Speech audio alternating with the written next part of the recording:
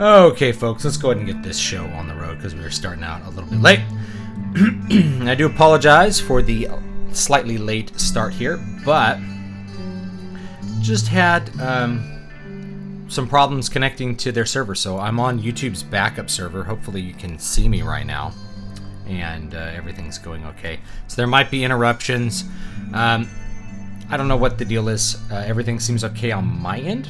Like, I'm able to connect to all sites with no packets dropped. So I don't know what's going on. But, it's basically magic. So it's a lot easier to not get angry at technology when you realize, you're basically dealing with magic. And if something doesn't work, it's like the spell fizzles. That's what it is. The spell fizzled. Magic is a delicate science, and it doesn't always work the way you want it to. And that's the way it works. It's magic. Because there's so many different complicated things between me and YouTube, and between you, basically between me and you. There's so many different layers of things that I don't really know how they work, and I don't know how to fix errors that might be in them, of course. And it's one of those things, kind of like the parable of the pencil. I don't have a pencil to show you. We'll pretend this is a pencil. No one can make a pencil. If you've never heard the parable of the pencil, no one can make a pencil. And the reason no one can make a pencil is simply that you can't collect all the materials or the technical knowledge in order to actually make a pencil. So, so I need to make a pencil. Well, you need like graphite. I'm pretending this is a pencil. So you need graphite. Where do you get the graphite? Oh, it's mined out of some other country, like not in America or something. Oh, well, how do I get the wood? Well, the wood comes out of Washington State or British Columbia. Oh, how do you cut down the tree to get the wood? Well, you need steel, and the steel comes from this other part of the world. Maybe it comes from Japan. There's an eraser. The eraser is made out of rubber. The rubber comes from India. There's a bit of aluminum. The aluminum is mined out of Australia. They're brought together into a factory, and then there's a machine that turns them into a pencil. And the engineer who designed the machine probably doesn't work for the company anymore, and it's a different engineer who maintains it. And then there's another guy who programs the software which operates the machines and operates all the robots, and another guy who does quality control, troubleshooting the problems with both of these, and maybe even have a machinist who designed all the tooling for the machine. So no one knows how to make a pencil, and so no one really knows how to make an internet either. It's such an amalgam of things. It takes such expert knowledge to correctly do basically any part of that sequence that it's really kind of a miracle that it works at all. So it's just, to most people, it's magic. You don't think twice about whipping your phone out, looking at it, checking Twitter, and realizing that you're engaging in telepathy. You're using a telepathic device. Very cool. Oh, thank you for the $5, Scotland. I appreciate the super chat. I'm glad you made it. So I want to talk about some like red pill stuff today, just stuff that's been on my mind. And the reason I want to talk about it is Dan Bilzerian. So for whatever reason, I've been seeing a bunch of stuff about Dan Bilzerian. I think my sister actually caught wind of something, like he reportedly lost millions of dollars with this Ignite cannabis company. Now, if you don't know who Dan Bilzerian is, that's fine. I know who Dan Bilzerian is only because I knew him as a human being. I used to hang out with him in Las Vegas, and so I spent a lot of time with him. I haven't seen him probably in 7 years or something like that. He's really a friend of a friend, not like a personal friend of mine. And so a couple of things I want to talk about I learned from Dan, or maybe either directly from Dan or really from observing Dan. And the things I'm going to say are not intended to throw shade at Dan Bilzerian. I'm not here to like throw a friend under the bus or something like that. But I got to be a little bit honest about some of the things I observed. And, I'll say before I start down this path, and I'll talk about more stuff than just like the Dan Bilzerian stuff, is like Dan was always extremely generous and kind to me. So a lot of people know of Dan Bilzerian, but they don't know Dan Bilzerian. Dan Bilzerian's actually a very generous and kind person if you know him personally. And therein lies the first thing about Dan Bilzerian, is that he cultivates he wants to be famous, and he pretty much admitted this. He has arranged his entire life in an attempt to be famous, to make himself famous without really having specific to be famous for. What does Dan Bilzerian do? Most of it is kind of illusory. He plays high stakes poker. He didn't really make his money playing poker, and most of us that knew him already knew this. So I see people on social media saying, "Yeah, it finally came out that he didn't make his money playing poker." I'm like, I didn't realize he ever claimed that, because being and he never really made a claim about that. So Dan, that's how he set up his life. But from hanging out with Dan, I learned a couple of really important things at that point in my life. So I'll just start with the biggest one, which is that money is, and when it comes to, so a lot of people look at Dan Bilzerian with envy and they want to live his lifestyle without really knowing what goes into it and what it entails, and basically how most of it's a big illusion. Because they don't realize, first of all, like how much effort it takes to maintain a big supply of money, to spend a bunch of money on something that gets people attention on Instagram, for instance, or on some other piece of social media, whatever it happens to be. So they're not aware of like more of the business stuff that Dan actually does. But what they do is they see his lifestyle and they're like, oh man, that would be, seems like he has it all, right? He's got attention from women and all this kind of stuff. So that's what the world tells men that they should be obsessed with, is getting attention from women or having sex with women. So as part of a broad topic, before I go any deeper with this little, lecture, this little talk, most of this is directed towards men, and I know most of my audience is men. So I will talk about women stuff too, as far as like red pills go, but most of the stuff, because it's personal, and I'm a man, a lot of it has to do with the male-oriented perspective. And I'm sorry if there's stuttering and stuff like that. I'm kind of watching it over here. So the backup server was maybe kind of doing okay, maybe not now. So we'll see. So it looks like it dropped some frames. Anyway. So yeah, I know Tom. That's what I've talked about. It's not anything I can control. It's not like I can reset my router and make it work. Everything, the internet works, just not streaming to YouTube for some reason. So anyway, the first and biggest one is money. Money is basically, if you want to get what the world tells you to get, which is attention from other people, attention from women, access to sex, money is pretty much the most important thing.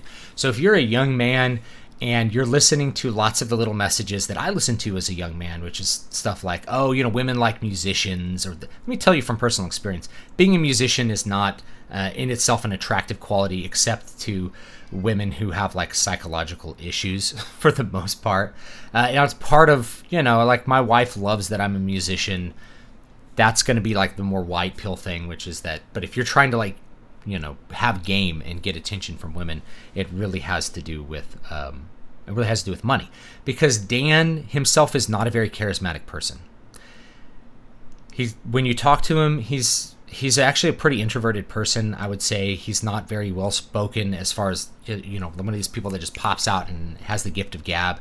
I would say even with women, he doesn't have very good game. He doesn't really know how to game them. He used to hire pickup artists to go out to bars with him and like teach him and all his friends like how to go pick up on women and do that sort of thing. I never did any of that because I was in a relationship and had no desire, with my wife, the woman who ended up being my wife. But have my roommate go do that and friends go do that with him.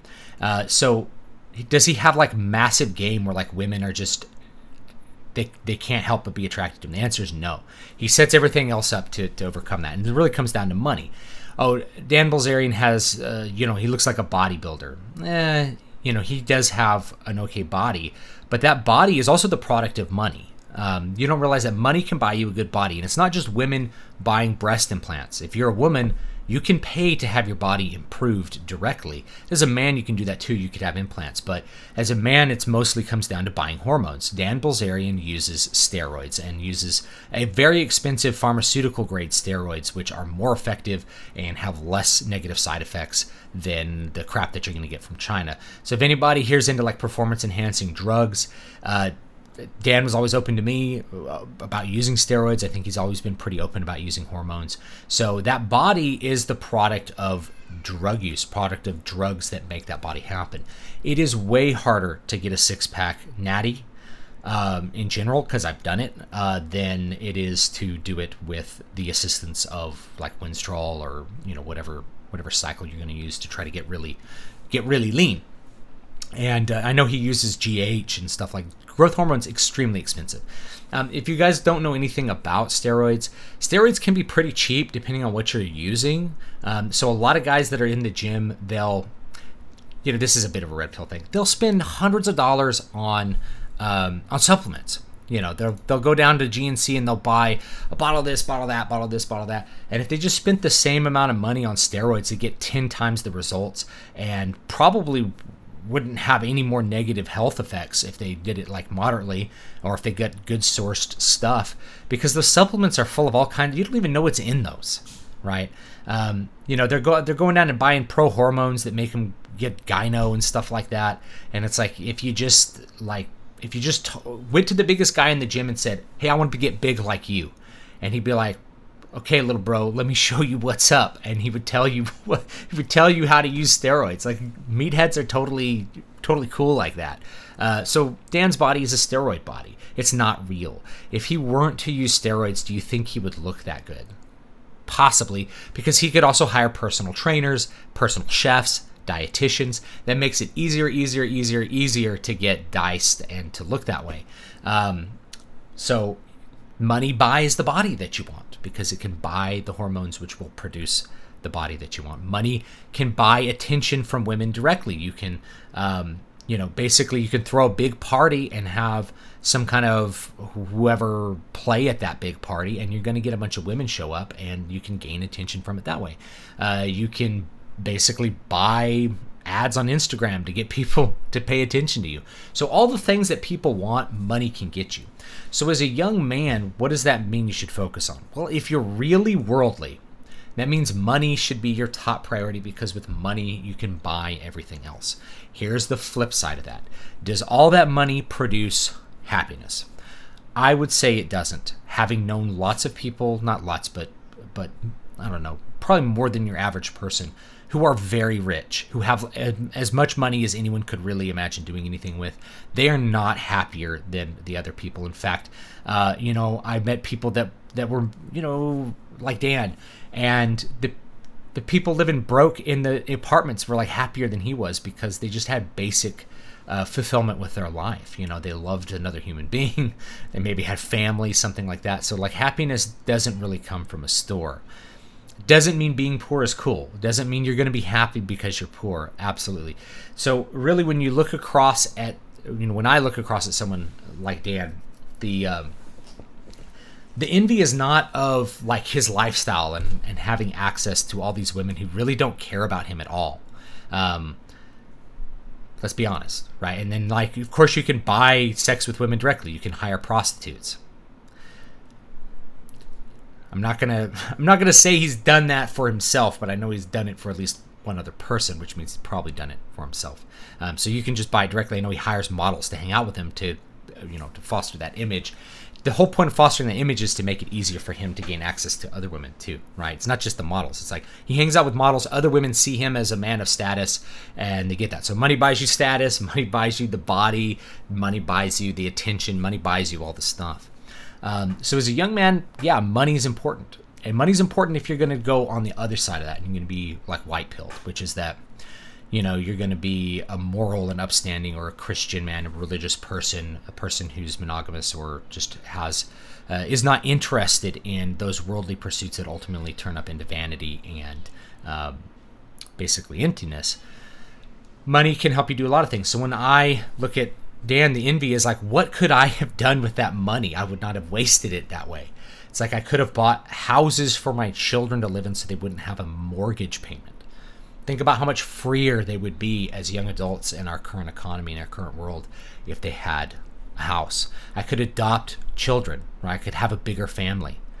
My wife and I, unfortunately, we waited kind of long to get married and have kids, so now we're really probably shouldn't have any more kids. Safely. Like, we had complications with the last pregnancy. So I could have more kids. I could have started earlier. Could adopt children. Could do lots of different things that would be more fulfilling for the life, but also just improve everything, improve my children's life, our lives. How would I help my family? These are the things that it's like money can do all of those things. So if you wanted to have like a big Catholic family, you're a young man, you need to focus on a career that's going to really provide for that. And if you're good at organizing your life, you can do the other stuff like writing in the margins. I write mostly in the margins.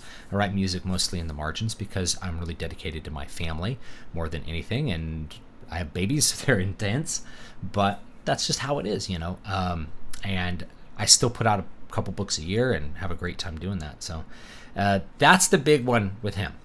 Now, from there, I'm going to talk about some other stuff. Let me take a look at the chat real quick. It looks like things are kind of working okay.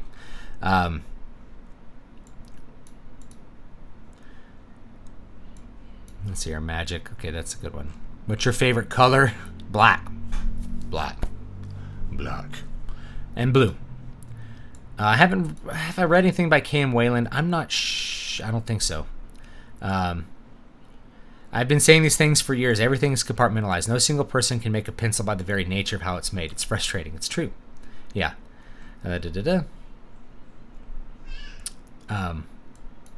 Is having a personal workout trainer worth it? If you don't know how to work out, then totally.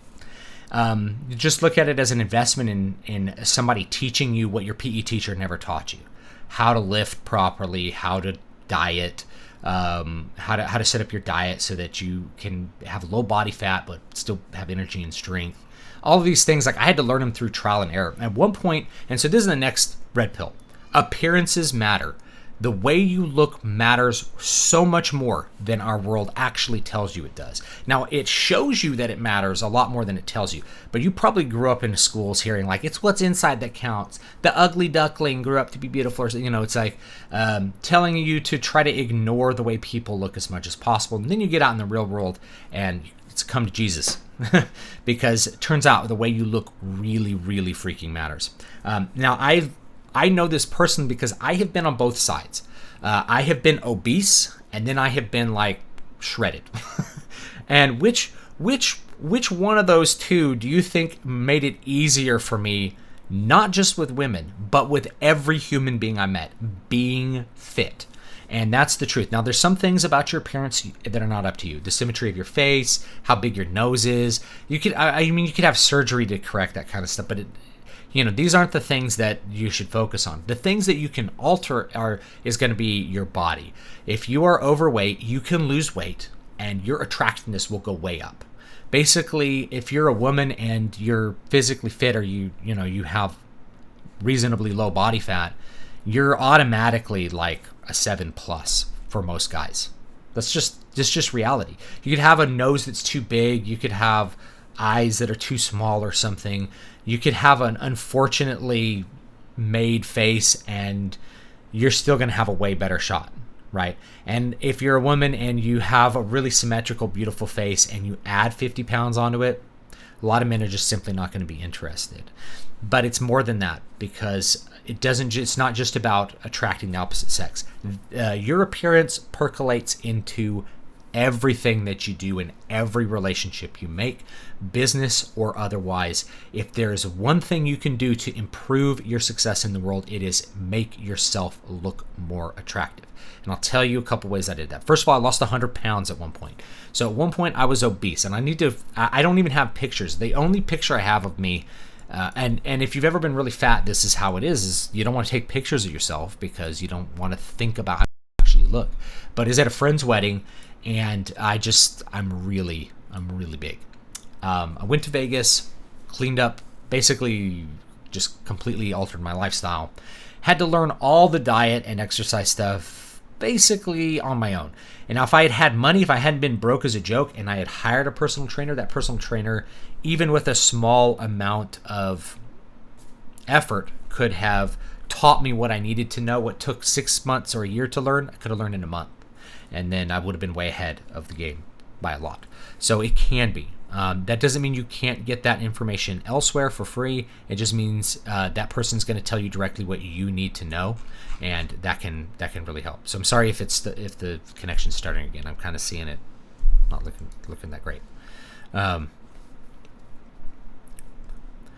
So yes, improve your attractiveness. So I lost a lot of weight, and I built a lot of muscle, and I altered my body so my body looked good. The truth is, like, guys, you don't have to have like a shredded six-pack unless you're spending a bunch of time at the beach where people are seeing you with your shirt off. If you're on like the worldly side, like I'm trying to score with women, they're not even probably going to see your abs until it's time for you to get laid, right? So it's just be generally fit and put on clothes that make you look good and which signal the things that you want to signal. So I actually have one of Dan Bilzerian's suits in my closet. He gave me an Armani suit. No, did he? No, he gave it to my friend Mike, and then Mike gave it to me. So, you know, you could wear an Armani suit, and then women will be like, that suit looks really nice. It's like, looks really tailored, and you look good in it, right? It actually probably fit me better than Dan because I have smaller midsection. But, you know, put on that suit, boom, all of a sudden you're wearing something that signals status. And I figured out really quickly during my time in Las Vegas that the better you dressed, the better everything went business-wise. People assumed you were better at your job. People would think you were a better player at your instrument if you showed up dressed well. I learned this in my early 20s, actually. So I used to put on a suit and go to practice every day because I wanted to take it seriously. But everybody assumed I was higher up than I was. Everyone assumed I was the best teacher in the music store when I was like 19 because I looked like the best. Everyone assumed that I was better than I was because I looked the part. So you can, as a man, get a couple, and I have this in my book, by the way. So this is this is stuff that's from the Keys to Prolific Creativity. It's just some general like career advice. Dress nice, and if you're a woman, put on clothes that make you look good, obviously. And I'll address women in a minute, but you know, wore suits, wore t-shirts that fit pretty tight and like showed that I was physically fit, and boom, men gave me better attention, men gave me better business deals, people paid more attention to me, people were nicer to me, on down the list. And unless you've been on both sides of that, you don't realize just how much being attractive can completely alter your possibilities socially.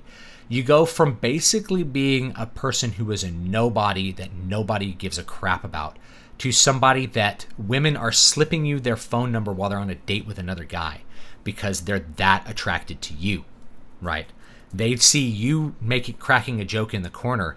They see the way you dress. They all of a sudden, and it's different layers here, but they see you and then they want you, right? It's a complete turnaround. And if you've been on the other side where you've gotten no attention from anyone and everyone starts giving you attention and treating you better, it's really easy to see that it's mostly superficial. It just comes down to your looks. So if you are in a position where you can improve your attractiveness, it's probably good to do so. Now, I say that wearing a t-shirt, talking into YouTube, like having long hair and stuff. I didn't always wear my hair this long. I just wear it like, used to wear it about here. My wife likes it long, so I don't really care too much. And, so if you can do that, it'll improve your outcomes tremendously. The truth is, imagine that you have a filter, right? You're filtering people. And so let's say you want to meet a spouse or something. If the first filter people apply is a visual filter, it's the aesthetic filter. And if you are not presenting the image that a woman wants, even a non-worldly woman, a good woman, not a moral, an upright woman, she may automatically disregard you because you don't look the part, because you don't look right. So it's important to do your looks. Looks are extremely important. Now, the flip side of that, of course, I say that as a man, it's usually this idea that like, oh, men don't ever have to like look good, and it's like, no, that's bullshit. Men have to look good, women have to look good too. There's guys on like the MGTOW side are always like, women are always all they care about is how they look about because they put their makeup in their bag and carry their makeup everywhere they go. That's all they care about is how men look at it. No, women have to wear makeup. Women have to look good.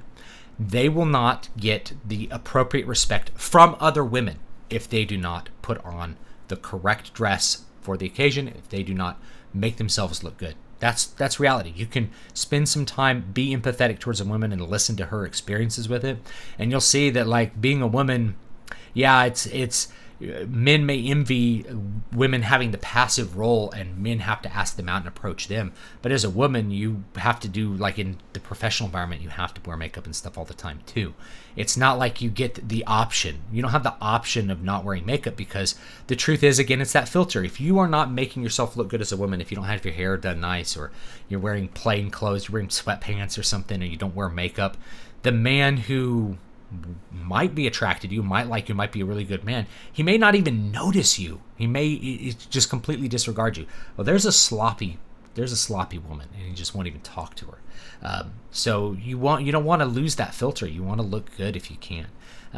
If you have the option, you want to look as good as you can at any given time. The truth is, as virtuous as you are, you're still probably going to judge people by their appearance, at least in that initial encounter. And you got to get past the initial encounter to get to know somebody and know who they are as a human being. So appearances are important. If we go back to money, money buys the appearances. It buys the nice clothes. It buys the body. It buys all the stuff that you want. So if you're picking between one, am I going to focus on my body, or am I going to focus on making money? Focus on making money, because then you can use that money to get a better body in less time. So the money's probably more important. All right, let me check. I think I missed some super chats here. Contrarian, I must humbly suggest read Blood Meridian by Cormac McCarthy. Yeah, I have it on the list. I haven't read it though. Thank you for the super chat, Shenglong. But why male models? I'm not sure what we're talking about with male models. $10 from Kyle. Thank you, Kyle. I almost missed the stream. One of our cats is dying, and I'm trying to make her comfortable. Are you on Parler? If no, can I convince you to join? I could probably get on Parler. It's another social media site, so I probably won't check it as much. Same thing with like Gab. I have a cat that's dying too, so that really sucks. My heart goes out to you. We've had this cat forever. She had an eye removed, so now she's like Pirate Kitty, and they're like, it had cancer behind the eye. So we're treating her with prednisone, which is making her kind of act weird, but we'll hang out with her as long as she'll be around, and then we'll have to say goodbye to her. So that's unfortunate. Now I will say, the last cat I had, I'm like, man, she's really just laying around. She's not doing anything, and she won't drink. She like threw up the water, took her in. That's like, this cat has kidney failure. I'm like, kidney failure? He's like, yeah, she's dying. He smelled it immediately. There was like a smell to the kidney failure. It's like, what's the options? It's like, well, we can give her some fluids, and you can have a couple days. That's it. I was like, there's really nothing else to do. It's like, okay. It happened quick. And so there was the, say bye-bye to the cat now. And so you actually see her, and she was a big, fat, black cat. It was like 18 years old. You can see her in some of my early videos. Tom Laspisa, shout out to godly family value guys who pays it forward and serve their community. Thank you. Yeah, and this is the thing. So here's the white pill flip side of like the appearance part, right? Appearances do signal some things about you. If you have a good body, that signals diligence, that you're able to maintain discipline and go to the gym and have a proper diet and things like that, and that you have good genetics. Not everyone is genetically predisposed to be lean. Some people they can eat as much as they want and stay lean, or it's really hard for them to gain weight, or they just aren't very hungry very much. Other people, and I would probably put myself in this category, it is really easy to gain weight, and it's very hard to lose it, and you feel hungry, and you are maybe born with more fat cells. Like, some people are born with more fat cells than other people, and so it's harder to get in shape. That doesn't mean you can't. But that signals things to people, and that lets them know that, hey, at the very least, even if you're like, man, I'm horribly ugly and disfigured, I'm missing an eye, and my jaw's misfigured. But if you are healthy and your body looks good, people will look at that and say, like, well, this person, despite having like a disfigured face, is in great shape. Like, they're still diligent. They care about maintaining their health, and they'll pick up on that signal as well. And it's the white pill. The white pill is that the truth is that if you are really wanting somebody to be your spouse, engaging in all this stuff that is going to attract women in the worldly sense, like the pickup artist stuff, you can just ignore that, because it's not really going to work on the kind of woman you want. You just focus on being healthy and the best person you can be, and you will eventually be able to interact. And then also make sure that your filters are adjusted properly, so you're not trying to score with the hottest possible chick at all times. So it's like guys who are meeting women at bars and like, why can't I meet anyone good? It's like you're engaging in the wrong behavior to interact with women that are of the quality that you want. You have to adjust what you're doing and what you're looking for, and then you'll be able to find that. And that person will love you even if you gain weight, or that person will love you even if you stop being as beautiful as you were when you're young, right? This happens with women, right? You have children. Having children affects your body, makes your hips wider, does things to your breasts because they get full of milk and then they get emptied, and causes looseness in stomach skin, all kinds of things. If there's any man who has a problem with that from woman bearing children for him, that's not the kind of man you want. But the truth is, a good man is going to love you even more through that. That stuff's not going to matter. Even if that was part of the initial filtering, that stuff gets discarded very quickly because you start caring a lot more about what other virtues the person has besides just their appearance. So you have to have a minimum level of attractiveness, in my opinion, and you should pursue that no matter who you are, Christian, Muslim, whatever. Basic level of attractiveness, and then you should have other virtues that people care about. Let me think. I'll probably talk about some publishing ones too in a minute, but let me get back to the chat because I've been ignoring that. Talk about personal workout trainers. Here's like a couple books a year, more like a couple books so far. Yeah, a couple books so far. Unfortunately, coronavirus just completely interrupted what I had planned for this summer. I was trying to bust out a draft on a much longer book, the third book in the Eternal Dream series, but that got interrupted, so I'm going to publish something else before that, and then we'll see if I can get that out this year. I've got like 2 or 3 books that I know I really need to get out this year for business reasons. It's just hard to find the time right now. I'm pretty strapped for time because my wife's starting a new job. The kids are in weird phases. My daughter is 16 months old, so she requires like constant eagle eye attention, or it's like things will explode. That's kind of where we're at. My son's 5, so I have to homeschool him too, and that's a whole nother. I have to plan for what I'm going to teach him. I have to actually teach him stuff. I have to figure out how to set aside time for that, how to manage a baby while things are busy right now, and I haven't figured it all out. I know I'll figure it all out. Once I figure it out, the writing will come back. They'll get a lot more time to do that, but for now, it's mostly just a couple hours set aside here and there to get the work done. Spot on with having a career for a family. I'm 24 and Catholic, and I'm working my butt off to improve my career for a future family. I work 8 to 5 and then write my own stuff after that. Great job. And that's it. And I wish I knew that as a kid, or I wish I knew that as a young person. So when I was 24, I was a college professor. Now, people hear that and they're very impressed. I was an adjunct professor at 2 colleges. Did that make me a lot of money? The answer was no. All right, I supplemented that money by gigging like 4 days a week. Did that make me a lot of money? If you put it all together, I was doing all right. But I realized after a couple years of grinding at this, the teaching career goes nowhere because you need to be in a tenured position where you can work up to $100,000. And even if you get an entry level like assistant professorship, back then it was like $37,000 was what you got. $37,000 a year is not enough. And it's less than a public school teacher would have made in the same bracket. I made a lot more as a public school teacher than as a college professor. As a public school teacher, I made, I'm trying to remember, it was something like $80,000, right, per year. And part of that's because I had, they pay you extra stipends for having degrees and being a band director and all this other stuff. But it added up to a lot of money, and it was less work, right? So the status thing of you're a college professor, this got people to pay attention to me and made me feel good about myself. But I couldn't begin a family like that. I had to go through all the other crap that I went through to refine myself into somebody who could actually take care of my family. It took years to do that. I would love to have saved time on those lessons, but I just didn't have anyone advising me as to the reality of things back then. My parents didn't tell me this stuff.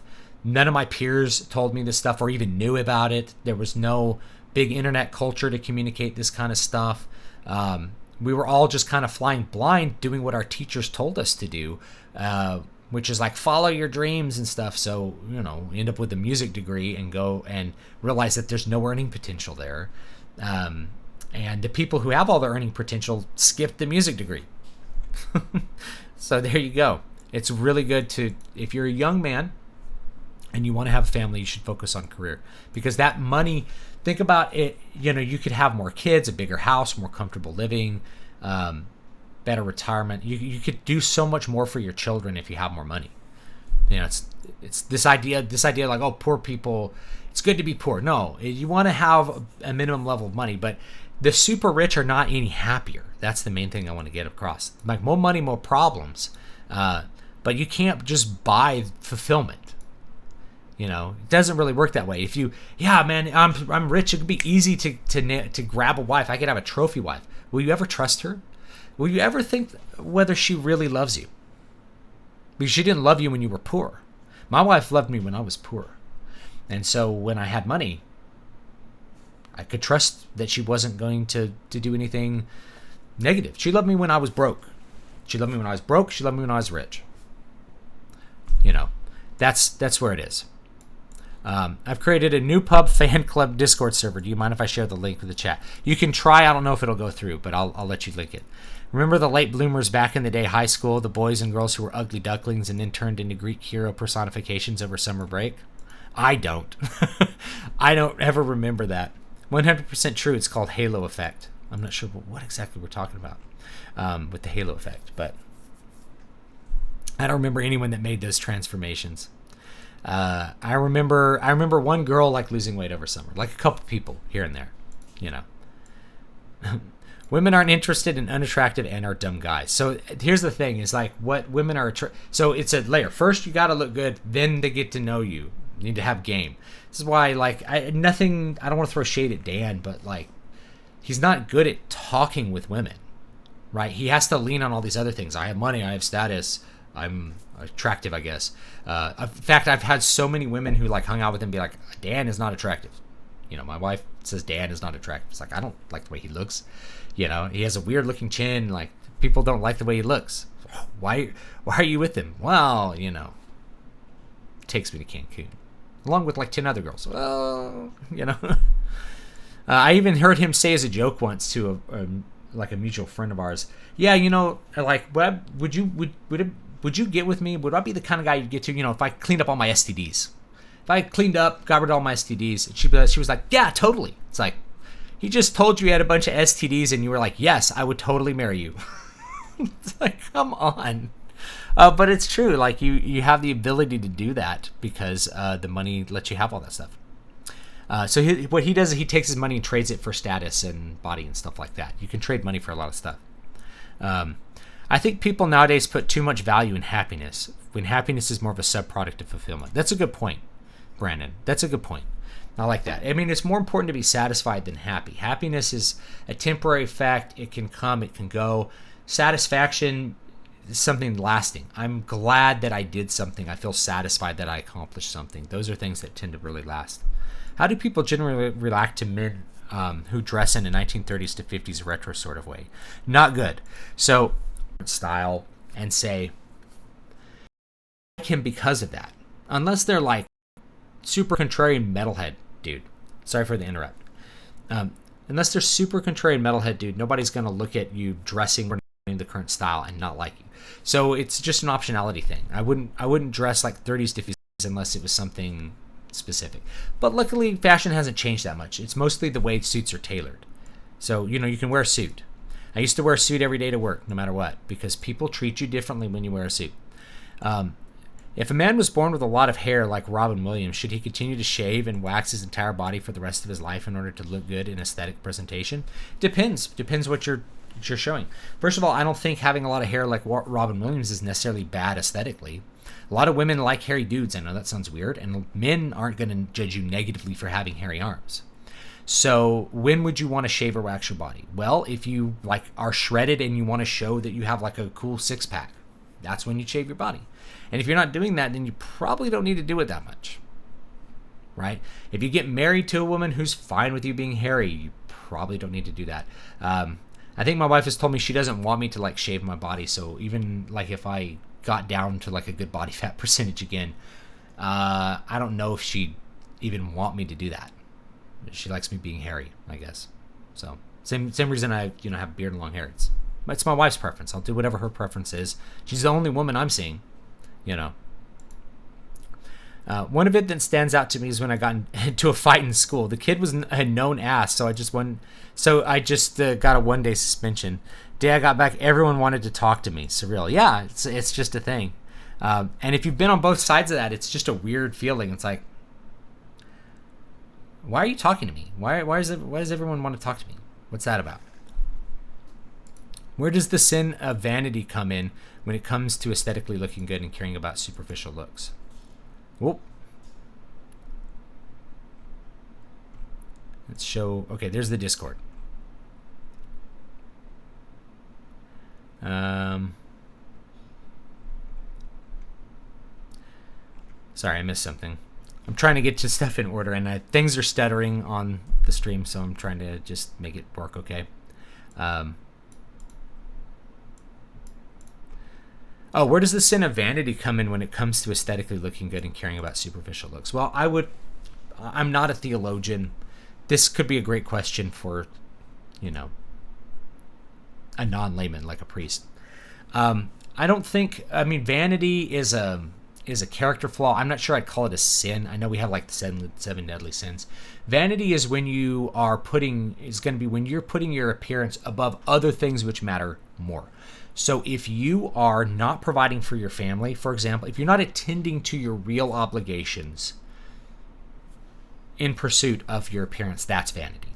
So if you're working out, there's nothing necessarily vain about working out. Now you could say maybe you're doing it for vain reasons, not just health, right? I don't think it's necessarily vain to say I want to look good and I want to present well to other people because that's going to make me more successful in my business.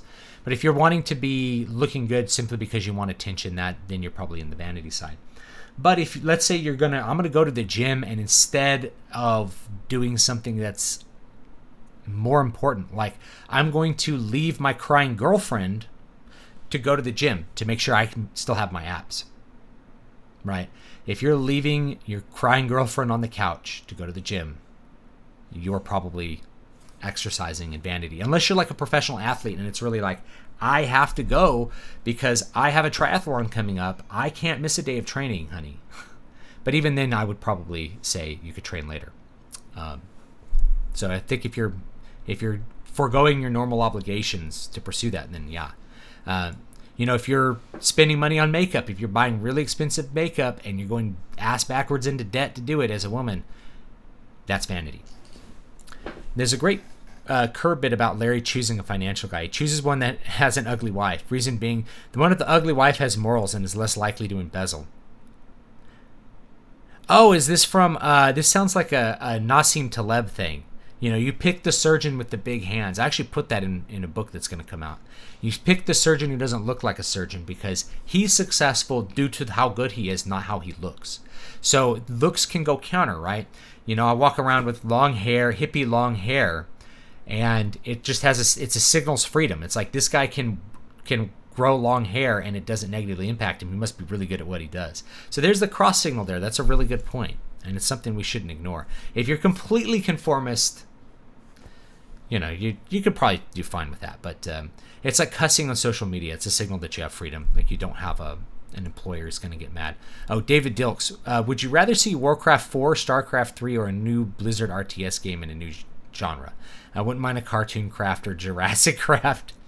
I'd probably say Warcraft 4. StarCraft 2 was a big disappointment. Warcraft 3 was really awesome, but I bet if they did a Warcraft 4, it would go more towards Warcraft 2. I think that they would go backwards, not forwards, because StarCraft 2 was really just made to be StarCraft with better graphics, And I don't have a lot of faith in Blizzard to make a lot of great new games. I haven't liked any of their new IPs recently. $20 from Frank. Thank you very much.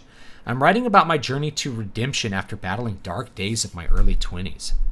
I've been there. The wilderness days. Every day is a new beginning now. I've returned to my faith, and I'm grateful for folks like you. Thanks for all you do. Well, thank you for the super chat. You know, in my 20s, and this is how I gained like 100 pounds, right? You don't gain 100 pounds overnight. And it's not like you wake up one day and you're like, how did I get this weight? You kind of do that, and I kind of did that because I'd been drinking like 10 beers a day for years. So if you're drinking pretty hard for a long time, you can expect to gain some weight. There's a lot of calories in beer, especially, you know, the group of friends that I ran with, they all like to drink beer, a lot more than like hard liquor. So we were drinking beer a lot, and like every beer is like 250 calories or something. And so if you're drinking 10, it's like 2,500 calories a day of beer, you know, or if you're drinking like Bud Light, you're like, oh, I'm drinking Bud Light. I'm only drinking 1,000 calories of beer a day. It's like, dude, you're going to get fat. And that's why I call it a beer gut. So, you know, that's something, if you drink a lot of alcohol and you look at yourself, you're, man, I'm overweight. I need to lose a couple pounds. Cut out the alcohol. Man, I really like getting home and having a drink. Find something else you like to do. Solve that problem. Figure out something else figure out why you feel like you have to drink when you get home. I've known so many people that basically engage in alcoholic behavior without really thinking about it because alcohol is very accepted in our society and it's so easy to do, and everybody seems to go home and open a beer, and they don't stop at one though. They go home, they open a beer, and they open another one, drink 6 beers, and go to sleep. You know, you're going to gain a lot of weight that way, and you can do a lot of damage to your body. So drinking a lot of beer, you know, I lived a lifestyle where basically I ate fast food and drank beer all the time. I had a nonstop lifestyle where I was like gigging all the time and eating food at the gig and coming home, like getting Jack in the Box on the way home and then drinking beer till I went to sleep. Like this is awful for me. So I've been there. Let's see here. Why do conservative women tend to be more physically attractive than liberal women? It's because aesthetics signal things. So, first of all, let's imagine that you're not attractive. You're not an attractive woman. What does that mean? So there's different things that can make you attractive, as I mentioned. You could be like your face is not as proportioned as other people, but most likely, what is it? It's your weight. So if you have a weight problem, what do?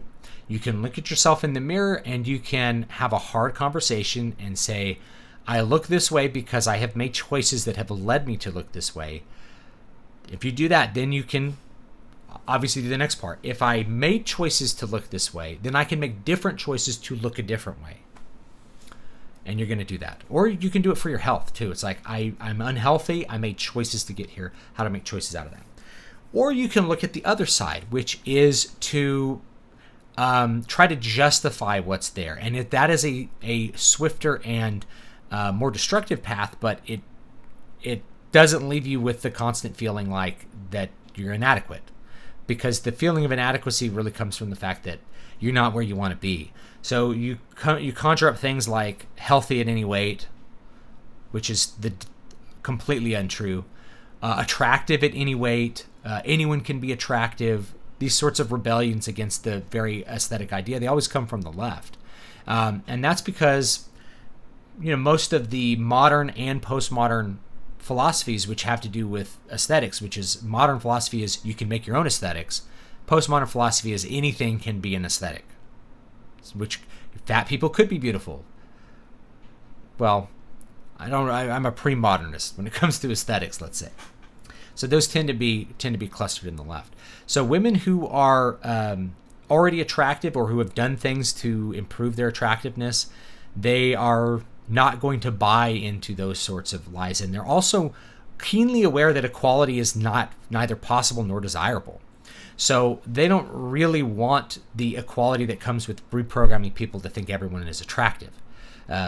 Equality is really a focus of the left, not the right. So women who are unattractive tend to fall into that self-justifying category. And then they actually make themselves more unattractive. You know, we joke about blue hairs, but the blue hair, the weird colored hair is a thing because you're already unattractive. So you might as well make yourself look even further from the standard of beauty because anybody can be beautiful. If you are shaving the sides of your head and like have a crazy blue hairstyle and you're a woman, I'm not trying to say you're a bad person for having that. But most of the women I've met who do that are on the left, and they're on that because they don't believe that that is what matters, that they can be beautiful while having that. And so because they're fully embracing that philosophy, they start to just make their aesthetic, quote, unique, but they all look like, they all look like a uniform. Like what was the bunch of jokes about Ramona Flowers, which is from a movie I've never seen about, I don't remember what it's called, but it's like every girl after 2010 started looking exactly the same way based on this Hollywood movie. So yeah, I think that you're signaling towards the other side, and you're demanding that men find you attractive no matter what. 5, the physicality channel. I can't get over the fact that you look like the guy who road raged at me a few months back with his 2 sons as his backup. Sorry, it wasn't me. I don't have 2 sons. I have 1 son, and he's like a little kid. So, and I also don't road rage. I don't know where road rage comes from. I think it's just rage at your own life, and then it just comes out in the road because it's a stranger and there's no consequences that you see. How difficult is it to achieve a physique like Buster Crabbe had in the 1930s without taking hormones?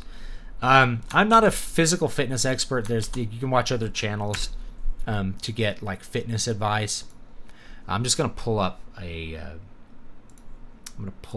some pictures of this guy because I think he's a really good-looking guy. So, and I'll talk about a couple things. Let's talk about his aesthetics because he's got a very aesthetic appearance, and the aesthetics is not purely from like his physique. So let's look at him. So here he is, Buster Crabbe. Buster Crabbe is very attractive. Now, what makes Buster Crabbe attractive is not his physique. If you want a physique like this, depending on how overweight you are, this is a couple weeks of dieting, if you know what you're doing, right? Like, I'm a little fatter than this right now, but I'll probably be here, only bigger, because I've been lifting weights probably longer than he was when he took this. He's pretty young, by October, right? I'll do like some other content about like my current diet strategy to get back down to like 10% body fat, which is, it's always like an interesting adventure. It's like I dropped a bunch of weight last year, and then nobody noticed it till I actually cut my beard down. So again, if you have a close cropped beard that people can see your face, it's more attractive. But I like cut the beard down, and people are like, "You lost like 30 pounds." I'm like, I lost like 20 pounds, but like 4 months ago, like months ago I lost it, but nobody noticed till I got rid of the beard. So the beard can make you look fatter. It can make you look like a fatter dude. So maybe October I'll be closer to this. He doesn't really have visible abs, like this Hollywood crisp ab look, but you could maintain this body fat year round, no problem. I know plenty of dudes who look better than this, and they never even think about their diet. They just are active guys, and they work out, and they like to run. I've met tons of guys that have this physique basically with no effort. And if you're not naturally looking like this, like he probably has great genetics to just look good, and then back then they didn't overeat. They weren't eating all these processed foods that taste so good and also make you fat. So he was probably just eating good food and living an active, healthy lifestyle, and he looks good as a result. So I know tons of dudes that look like this, and with a little diet management, it's really not hard to have this, and you don't need steroids at all to look like. This is not a steroid-looking body to me at all. This is just like a normal natty body. This is like an average, like healthy male body. So yeah, anyone should be able to achieve a physique like this, no problem. The harder thing I think is getting down to, I don't know, like Brad Pitt Fight Club, which is like single-digit body fat percentage. He looks really skinny in that, but women really like the low body fat. It's actually, if you've never done like a really hard diet, it gets hard. It gets hard because you have to keep eating less and less and less over time. Your body keeps adjusting to the diet until you're eating like concentration camp rations and like working out 2 hours a day, and you're just depleted until you finally get to like a certain point, and then you're just like, I just want to eat 100 hamburgers. It's tough. It's tough to diet down, but this is like that's a good normal physique to me.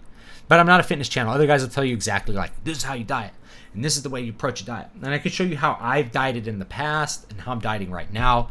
Like my current diet strategy is actually really simple. I told you I basically eat the same things every day. I have a couple meals I eat, and I can switch them out depending on how I feel like. It just sets it up so I'm always eating the appropriate amount of calories every day. And my diet is also set up so as I go a little deeper. So like I think this morning I was like, how much? I think it was 215. I'm probably going to go down to 205 or 200 when I stop. So to go, once I get past like 210, got to stop eating as much, right? You got to eat even less. So there's a bunch of little things you can take out of your diet if you set it up right. So, I drink a lot of milk right now. So one of the things I can do is cut the milk out. I can just drink half as much milk, and I can add 5 minutes on the exercise bike, or run a little bit longer when I'm running outside, and bam, the weight loss will continue. And I tend to do it that way, and it just takes a long time. A lot of people, if you're overweight, trust me, you can do it. It took me 2 years to lose 100 pounds. 2 years. Now, if I'd known what I was doing, I could have lost it in 1 year. 2 pounds a week. Yeah, I can do 2 pounds a week, but I had to learn how to diet. And if you've never done it, and I never did it, never had anyone teach me how to do it, had never had anyone teach me how to work out, then there's going to be a learning curve where you're going to have to learn how to do that stuff, learn how your body works, and it just takes a while. It just takes a while to do it, but anyone can do it. So if you're over here feeling like, how do I lose weight? There's so many resources that are for free. The hard thing I'd say is there's so much information, you don't know who to believe. You don't know who to take seriously. But like, there's a million YouTubers. There's great fitness YouTubers out there. I watch it's one of the only kinds of YouTube content I still watch is like fitness content every now and then. Different things like, how to do exercises, all that kind of stuff. How to diet. Diet is the big one. So I don't know. This isn't like a red pill thing necessarily, but diet is way more important than your exercise routine for looking good. A million times more important. So if we're looking at Buster Crabbe, like this chiseled appearance comes from just having a moderately low body fat percentage. He's not like super shredded, but he has a good facial structure. It's very attractive. His nose is in great proportion to his mouth and his lips, and he has like a good brow, a good well-defined brow, and great profile. He's very attractive, and good high cheekbones. All that stuff gives his face a lot of symmetry and shape, and makes him really look good. But if you'd add 50 pounds on him, you wouldn't see how good looking he was. You wouldn't see you'd lose this jaw, you'd lose the cheekbones, because everything would get you get kind of round, and you stop seeing that good looking shape to the face. He has a great smile too. Kind of actually, my dad looks like this. He looks like my dad when he smiles. My dad had a smile just like this. So you gotta lose weight. Halo effect is good-looking people are seen as being better people than ugly people. Arc 5. Thank you. Thank you. That's true. It's our basic filter. If someone looks good, then we assume they have better genetics. They're more diligent. They're healthier. And there's an element of truth to it, because your decisions create a large part of your health. If you're overweight and tired, are you going to perform as well as a person who's in good physical shape in most jobs? And the answer is no, you're probably not. You're going to be limited in some capacity. So if you can remove those limitations by just, going on a diet for a couple months and losing some weight, or just, exercising a bit more and improving your health, other people will like you more, because they'll see that there's product, like you're producing a product of virtue, believe it or not. So aesthetics can signal virtue, and they do. If you look good, if you have a good looking body that says, hey, I control what I eat and goes into my body. I can move and be active. I can do all of these things. I'm diligent. I'm able to overcome adversity. If you see somebody that's fat or overweight, it signals that person hasn't really fully controlled what they're putting in their body. They're not they're not as self-aware, they're not as diligent as somebody. It doesn't mean that they're like morally bad or they're evil for it, but it's a physical attractiveness can signal virtue. And I think going back to the drugs thing, like one of the things that we have to be real about when it comes to using steroids is that steroids or any performance enhancer is really it's a supernatural signal. It's kind of like putting on makeup. You know, it's not real. You're signaling virtue that isn't really there. I mean, it's there, but it's not, you know, you're signaling things that aren't natural virtues, aren't naturally there. You're not 250 pounds of ripped muscle because you just are that super strong. You just work out that hard. You're that big because you've managed the hormones. In fact, it's impossible to get to bodybuilder proportions without the use of drugs. And I got nothing against bodybuilders for doing it. That's what they want to do. That's their thing. Okay. But you just have to be real about what you're signaling with that. That's all. Cortana's not fat. She's voluptuous. Have you ever read Ray Bradbury's writing advice on Zen and the Art of Writing? Yes.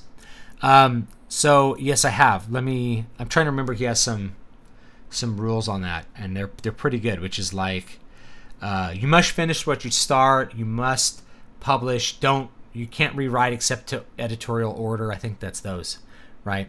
They're good, and I think I talk about them. I may talk about them in the book. I'm trying to remember if that made it to a final draft or not.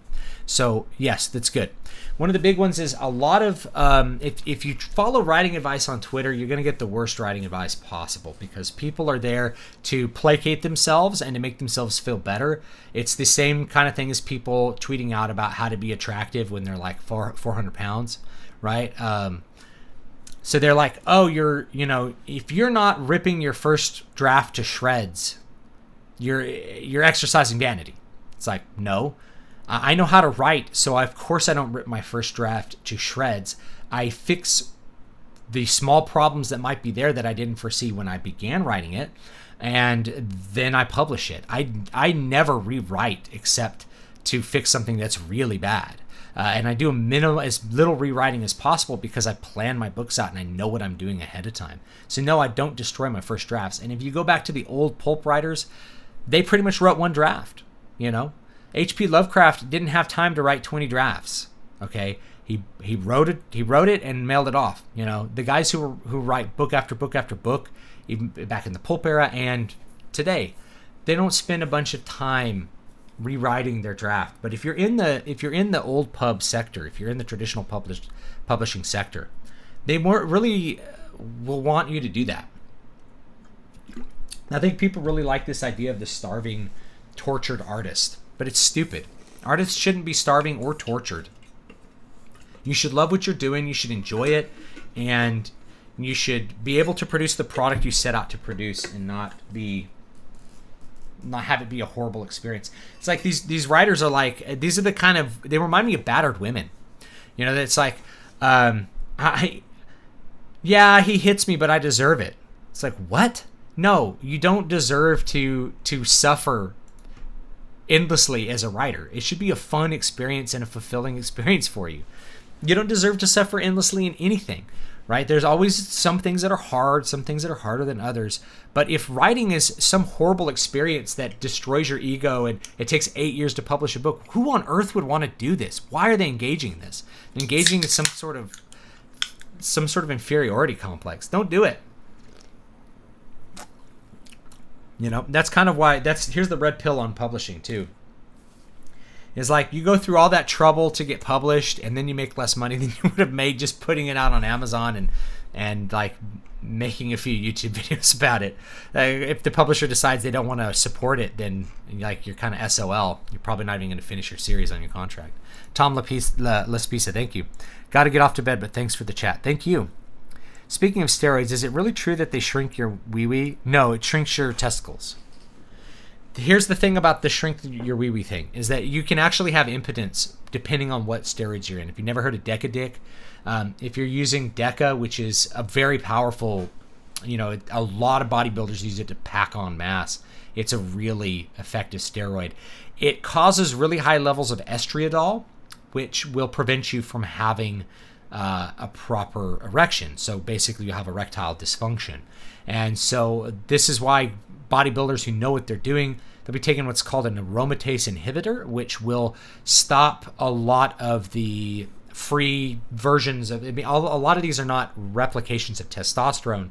They work like testosterone, but they get aromatized into different substances, and in some cases it raises estriol, which is basically a kind of a form of estrogen.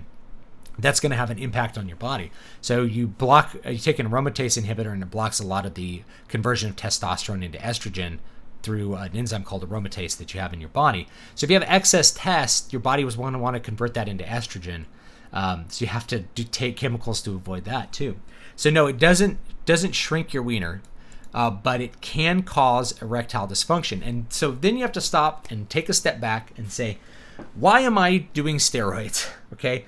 Why am I putting all these drugs in my body to look good if I can't perform and enjoy an encounter with a woman? Serious question, but there's dudes who come across that line where they're like, I look good enough to get the female attention I want. However, I can't perform sexually, or like you can't achieve orgasm because of DECA. Was it decanandrolone? Anyway, so you can't, it's like having cocaine dick all the time. It just doesn't work, right? So if, it's real. That's just the real thing, okay? No, it will shrink your testicles because they basically, they atrophy from not needing testosterone. They get the signal from your body that like, no more testosterone is needed. So they just stop working. So then you have to wonder, what do you do when you want to come off the hormones? Well, your body doesn't immediately go, oh, great, we're off steroids. Let's start making testosterone again. No, you have to do what a lot of these guys call post-cycle therapy, which I don't know all the drugs, but it's a couple of drugs that will make your body start producing testosterone again, so that when you come off of steroids, you don't fall into a suicidal depression from lack of sex hormones, or just lose all your gains. Like, let me put on 30 pounds. I'm going to pack on 30 pounds of muscle. Let's do a cycle. 30 pounds is actually a lot, but like, I don't know, say you just do like a big cycle and put on like 25 pounds of muscle and you're just looking great. And then you just stop using steroids and your body just melts all that stuff off. They won't keep the muscle if it doesn't have the stimulus to keep it there, including hormonal stimulus. So then you just lose all your gains and you're back at square one, only like your body doesn't want to produce its old test. So like dudes who are into steroids, it's basically something that it's a lifestyle, basically forever. And it's kind of hard to just stop using them. Eventually you kind of end up maybe in like the TRT area, testosterone replacement therapy, where you're taking doses of testosterone, but not high doses like a bodybuilder or a pro athlete would take. Just, doses that are more or less what you would normally physiologically make, maybe a little higher. Usually they dose it a little higher. It's like, range is going to have a certain concentration in your blood is the normal range. And they'll give you enough to be on the higher end of that. Anyway. I think that YouTube knows that David Stewart is dropping the red pills because he has hair flowing loose. I think he could easily trick the algorithm by making a knot. Cruz Ray, I've been brainstorming ideas for my first book. What do you think is the most important to figure out in full detail first? Characters, plot, or setting? Setting. So I think setting's probably the first one. So setting, because that's where your characters live and breathe. So if it's fantasy, you really want to have your setting kind of worked out so your characters can live and breathe in that. But things can go backwards too. You're like, I really want to have a great hero. What kind of setting would that hero live in? Then you make a setting from there. So you don't have to do it in any particular way, but I do the most thinking about the setting first, because that's going to determine what you can do with the plot. And then you come up with a plot that works, and then you can always go backwards. Like I said, you can adjust. Oh, I want to add in a character that does something. I want to change the setting so that it makes this plot more possible. That kind of stuff. So I usually think about the setting first, and then characters, and then plot. But sometimes you can go backwards. You can think about, I'd like to adjust the setting so that it makes this kind of character more possible. Oops. I accidentally deleted someone's message. Whoops, sorry. Yeah, Novadex. That's one of them. I think there's another one too. I don't do this stuff, so like I'm not an expert. But there's channels that will basically tell you everything you need to know. The only thing is like you're just going to have to know real people if that's the path you want to take. And I don't recommend anyone take that path, but it's a thing. There's lots of people that'll tell you what you need to know on YouTube, and they're pretty open about it. Not just Boston Lloyd. There's other guys that are like way more moderated than Boston Lloyd. But Boston Lloyd's a big red pill guy on steroids. A lot of the people that you see that have great bodies, it's not really them. It's the hormones. You'd be surprised that most fitness models, they're on something. A lot of Instagram models, what they'll do is they'll take pictures when they're like in really good shape, and like when they're really on something, they'll take a bunch of pictures, and then throughout the year they'll give you like best ofs, so that you don't really see. It's like you see, man, this person looks so good. How do they stay shredded year round? They may not be shredded. They might have gone up in body fat because it's winter and they're not at the beach or anything. And they're just showing you pictures from when they were in really good shape. A lot of people do that. It's really hard to just be really low body fat all year round. And depending on your genetics, it's going to be like impossible. Like for me, I'm naturally pretty fat is what I'd say. So for me to get low body fat is really hard. For me to keep low body fat is really hard. It was really easy when I was first dating my wife because, I'm dating a beautiful woman, so it's really easy for me to like stay on point of looking good. But it gets harder, and it gets harder when I got this foot injury. I talk about it in the book. I got these injuries in my foot. I got plantar fasciitis in both feet so bad I couldn't walk. I couldn't exercise either. I couldn't exercise for 6 months. I gained like 20 pounds just from changing. I didn't change anything other than I stopped doing cardio, and I gained a bunch of weight. And then I had to try to get rid of that weight, and that was a pain too because, I moved cities and I didn't have the old gym and everything was different, I just go through the whole thing. Are you familiar with the Australian bodybuilder named Z's? Yes. If so, what are your thoughts about him becoming a hero to many young men? So here's the thing, right? There's pictures of him like looking like a skinny nerd and then him looking all huge. He used steroids. I don't believe he died because he used steroids. He also used party drugs. He probably had some heart issues, just part of his genetics. So I don't think he died because he didn't have a body that was like Dallas McCarver, for instance. So let's look at both these guys because I think Z's really had, really had a pretty good-looking body in general. So let's take a look at him. So his body, this is just like really low body fat, right? It's not, this guy's not huge. It's not what I call like a huge physique. It's very muscular, but part of what makes it look so muscular is that his body fat's just really low, This is not a natty body. I'm pretty sure he'd like admitted that it's not natty really in any way. So it's a good body. I don't think he was doing the kind of stuff that you had to do to just die early. Let's look at Dallas McCarver. So Dallas McCarver was an IFBB pro. Being an IFBB pro, that means this guy was doing like probably multiple grams of gear per week, which is a lot. So a lot of guys that are at this level are doing 600 milligrams of testosterone a week as their base, and then they're going to be doing like 300 milligrams of Deca and 300 milligrams of Tren and like 200 of Masteron, like all this kind of stuff. He's probably up in like 2 grams of hormones a week. That's a lot. That's basically like 10 times more than your body would normally produce. Maybe even more than that, right? It's huge. So look at how freaking huge this guy was. He died of a heart attack, which basically means when you're doing all of these steroids, they have other health consequences, guys. So you may, first of all, women don't necessarily like this look. They think this is gross most of the time. It doesn't look right to them, okay? It's kind of like if you show a woman that has like butt implants and boob implants, most dudes are going to be like, that looks weird. It's the same thing. This isn't natural, and therefore it goes against the aesthetic appeal. I think after, I probably say all bodybuilders, basically after Frank Zane and Arnold Schwarzenegger, are not representing good aesthetics. They're cool, like it's freaky, and it's cool to see freaks, you know.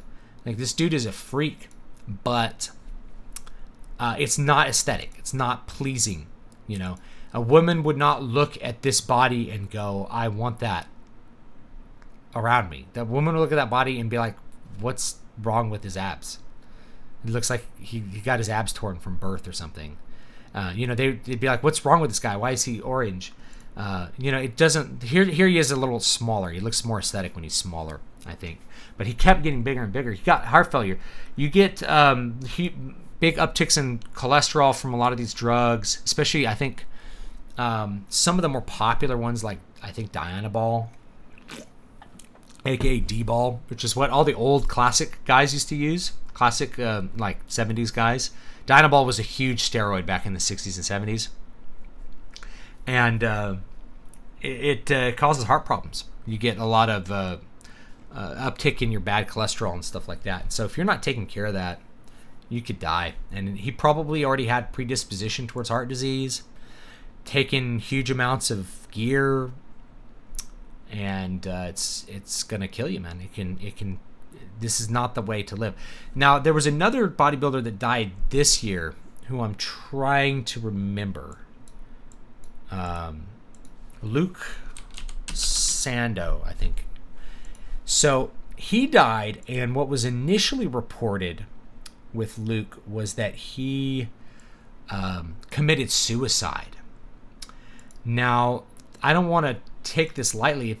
Suicide's not necessarily from the drugs either, but if you come off, you can have major emotional impacts. This is another thing. So like birth control, women's birth control. All the emotional side effects of women's birth control are not listed as side effects, but women experience them a lot. Hormonal birth control can cause like major psychological issues with some women. And everyone just sweeps it under the bus sweeps it under the rug because they're like, you can't say that birth control has negative consequences for women. It's like, but it can. You know, it can really harm them. So the initial report was that this guy committed suicide. His family came out the other week and said, no, he died of heart failure. Okay. I'm not sure how old he is, but he's not old, guys. He's maybe like 30, right? That's young. Dallas McCarver was in his 20s when he died. See, and then they initially reported that he choked on food. He died of a heart attack. You know, this kind of stuff gets put forward as like, this is what healthy is, but inside, is it healthy? No, it's really not. Oh, and then of course, the legend. He lived a little bit longer, but he's still a legend. Rich Piana. So again, I don't know a single woman that would look at Rich Piana and say that he looks good. This is an exercise in vanity. Someone's asking what's an exercise in vanity. It's pursuing your ego and your physical ego, especially, indifference to other obligations, including your own life. This guy used to snort pre-workout, right? Allegedly. I think his girlfriend said he snorted pre-workout. Guys, if you don't know what's in pre-workout, almost no one knows what's in pre-workout because they don't tell you. They list it as some proprietary herbal blend. It's usually full of stimulants like beta-alanine, crap like that, to get you hyped up to work out. You know, it works. You know, I've used pre-workouts plenty of times. I knew guys that used to competitively game in StarCraft and drink No Explode before they did it because it was such a powerful nootropic. Beta-alanine and those pre-workouts were so good for focus. They were just an absolutely like mind-blasting nootropic. It was, I've heard it described as it almost has the mental effects of cocaine, but it's like you're coming off of cocaine, but it lasts because, cocaine can hype you up, but as you come off it, it's more of like you're really intensely focused. That's what the stimulants do, and your brain's like on fire. So I knew guys that used to do, at least one guy who used to drink No Explode and then like game. And I used to do that too, I'm not gonna lie. So me and my roommate, we used to drink No Explode, and then maybe we didn't go to the gym. We drink No Explode and then like play Aeon all night or something. And just be super focused into what we were doing. It really has a really powerful effect with that. On the flip side, we who tend to be fat can put on muscle like the skinnies wouldn't believe. It's true. So, I mean, like if you're endomorph, they have like ectomorph, mesomorph, endomorph. If you're endomorph, you can build strength and muscle. Like most of the big name powerlifters, they have that endomorph body type. They're just like big, kind of fat dudes, but they're super strong. You can put...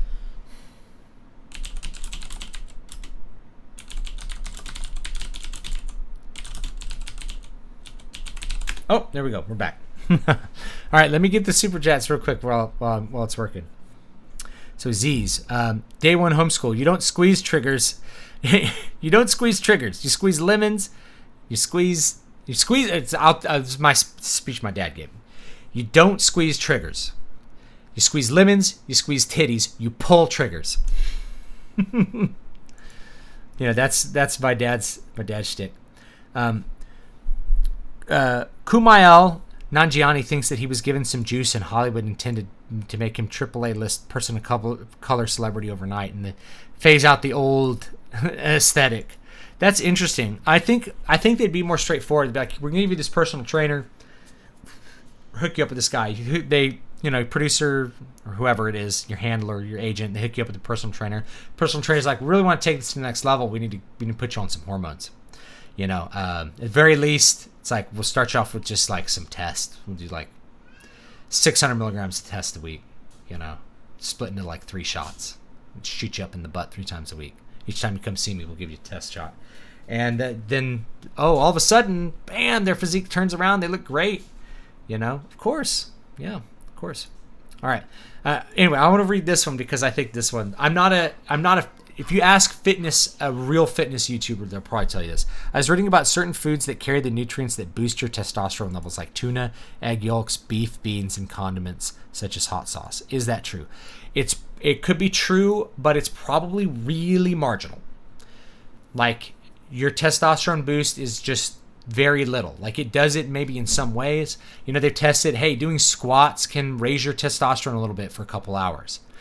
That does not, it's going to be so marginal, it's not really going to translate into just like making you lose more fat or gain more muscle in any kind of serious way. The reason these guys do these drugs all the time is because it puts a shit ton more and does it for a long time. And like I said, a lot of guys, they spend like a $200 a month on supplements, sometimes more, to get like a 2%, 5% boost. It's a little bit of a boost, but is it worth it? Probably not. Especially when like you're putting all kinds of weird chemicals in your body where you're not really sure what they're going to do. And then, versus just doing steroids. Kids cooing in the background. Yeah, I've got my little ones are playing back there. Should get to some games. Jennifer Lawrence has claimed that the bumbling way she acted at the 2013 Oscars, which people found adorable at the time, was side effects from her birth control pills. Totally could be.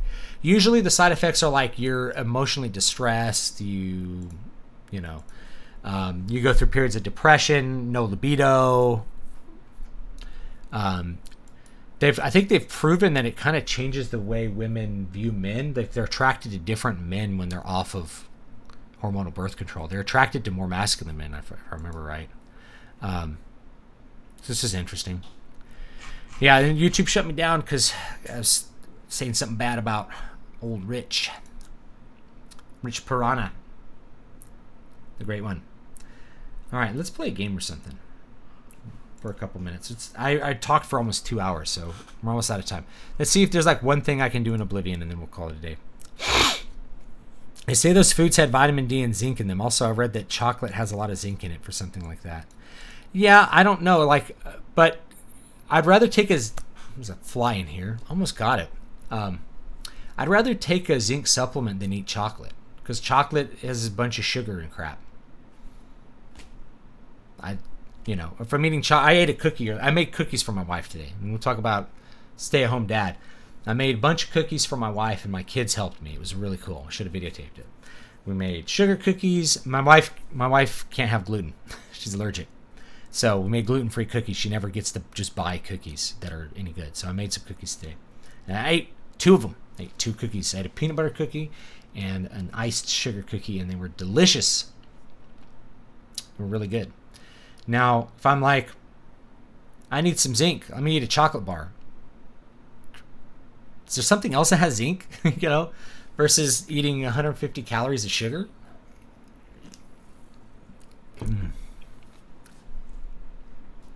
Are you familiar with Story Hack magazine? Yes. Story Hack is cool. I approve of Story Hack. Yeah, Story Hack's good. Should do more like promotion of them. Is that beautiful music?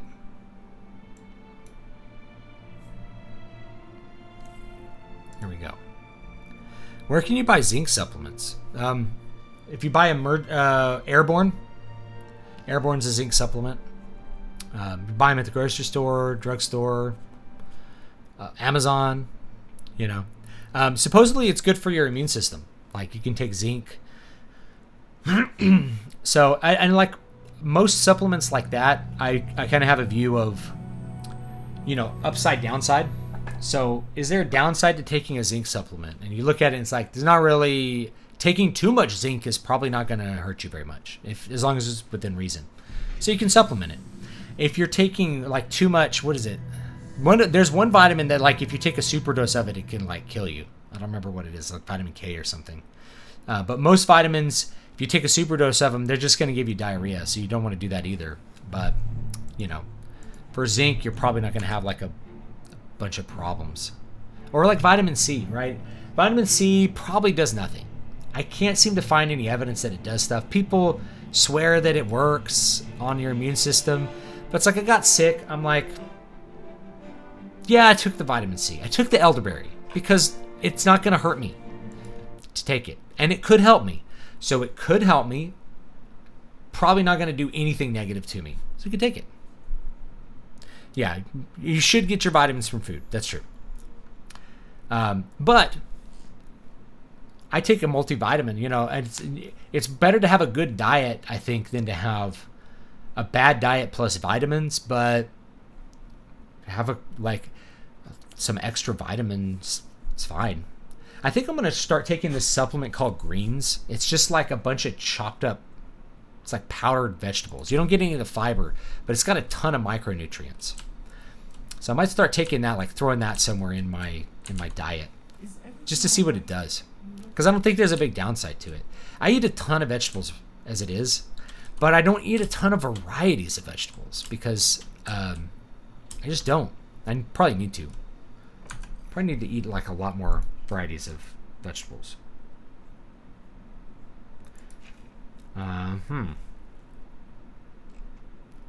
Oh, the purification. Should we go back and kill everybody, or should we do... We got to go talk to Scriva in Breville.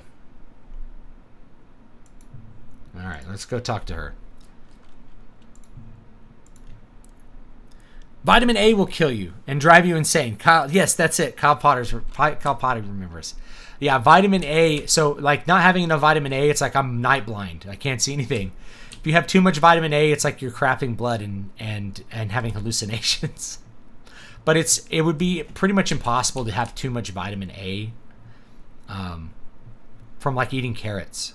But I've heard this too. If you eat a ton of carrots, it will give you an orange complexion. I think I remember that from like a Scrubs episode. I think that was from Scrubs. Anyway. Yeah, vegetables aren't that delicious. Here's how I eat vegetables. I'll just tell you how I do it. Okay? I put crap on them that tastes good. So, like, I eat a lot of lettuce and spinach. So I'll have like a big giant I'll do like a post. I'll do a post of like, here's all the crap I ate today. And then people will be like, oh, you need to go keto or do this. I'm like, I'm just doing this so that I can show you exactly what I'm eating right now. And then in 2 months, you can see if it has any effect. I know it's going to have an effect because I'm already cutting the fat now. But anyway, like, I just like pile vegetables on. It's just as much as I can put. So you get a burrito-sized tortilla and just like chicken and just like a ton of vegetables. And when I was in really good shape, that's what I ate every single day, and it was great. You know, just tons of fiber. You feel so full, you can't overeat. You're too full of vegetables. Where am I going? Here. Oh, she's in her house. She's not gonna want to talk to me. Where's the Lonely Suitor Lodge?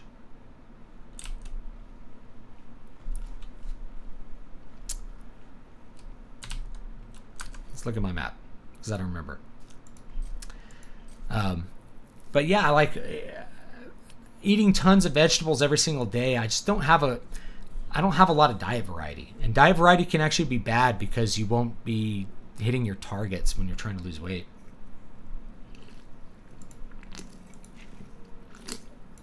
You just throw everything in there. I used to eat just like a big bowl of sugar snap peas. Just like microwave them, put a wet paper towel on a bowl, microwave them, throw chicken breast on top, douse it with whatever thing you think tastes good. I use the Kikkoman teriyaki. It's 15 calories for like a quarter cup or something. So just put that crap on there and eat it. And just like chomp it up. It tastes good. You're hungry. You feel like you're about to burst when you're done. It's good. Peas are packed with nutrients. I love that stuff. Mostly because it like fills me up really good. I should go back to eating that. Where am I looking here? It's got to be across the way here before I start dying.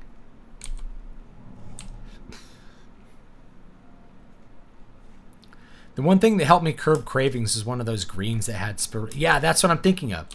Spirulina, chlorella, wheatgrass, barleygrass, oatgrass, alfalfa, and green tea. The alfalfa tastes like grass. It's like what horses eat. It really is. But here we go. But I think it works. So one of the things I do for cravings, if you just like need, if you're just getting hungry between meals, get Metamucil and put it gets sugar-free Metamucil. Sugar-free. It's only like 30 calories, I think. And put 2 tablespoons of that in there, and then put like a scoop of whatever BCAA powder you like. I use BSN, fruit punch flavored, same company that makes No Explode. Put that in there, and then like mix it up. It tastes great. You have to chug a huge glass, and then you'll feel full, and it will still give you some nutrients. It'll give you a little bit of protein in the BCAAs. Yes. And then you won't feel so hungry till you get to the next meal. You know, you'll feel okay. Also, if you take too much silver, you turn into Smurf. Really? If you ingest too much silver, it'll turn you kind of blue. How do you get silver in your diet? I guess it's possible. Like maybe if you're in like electronics and you're soldering stuff all the time, maybe you could end up with that kind of problem. Where's Scriva? She isn't here yet. Let's wait another 2 hours. She doesn't want to talk to you? That's rude. How do you do? Would you do a storycraft on race and ethnicity? I totally can. I want to rename all the races in my story because the elves are at war with the blacks. Sounds off, but I don't know how to work it exactly. Yes, I would be happy to. Short answer is basically I disregard the PC stuff when I write, for the most part. And and I just don't worry about it. But, yeah, I could do something on that. Could you repeat what you said about people's reactions to old-fashioned suits and fedoras? The buffering cut it out. Yes. So people will react negatively to things which are obviously out of style, for the most part. You may look unique in a zoot suit, but most of the time people are going to be like, why is he wearing a weird baggy suit? Versus wearing something that's stylish at the time. So the difference between 30s and 40s attire and today's attire really is the cut of the suit, not the suit itself, not the fact that you're wearing a suit. She might be at her home, but we'll see if the sun is going to own the crap out of me right now.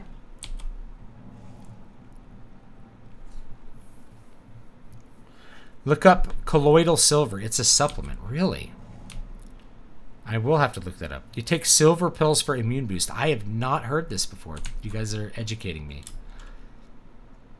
I didn't know people did this. Here's the Night Mother. This is the Night Mother. She's really the Night Mother.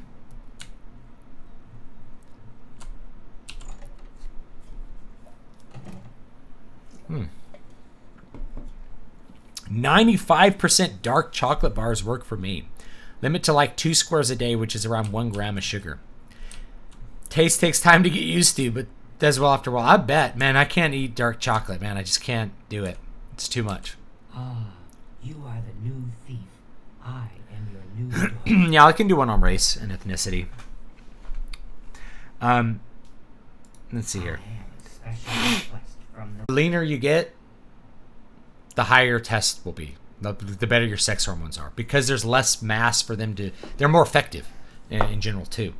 So like you're feminizing yourself as you get fatter. It gets harder to do everything. And I think it's the same thing with women. As if women are obese, you have reproductive issues because your sex hormones are too diluted. You get a lot of issues with that. So the leaner you are, the healthier you'll get with your hormones too, and the better your libido will be. And you'll also be more excited because you'll just feel better about yourself to do it. I'll help out this poor widow. Good. Go to Leowin, speak with Adaji, and help her find her ring. Just needed something chocolatey to give up ice cream. Yeah. No, here's a... Okay, so if you like ice cream, you're like, man, I want my ice cream. So there's a couple fitness channels that'll have a recipe for this.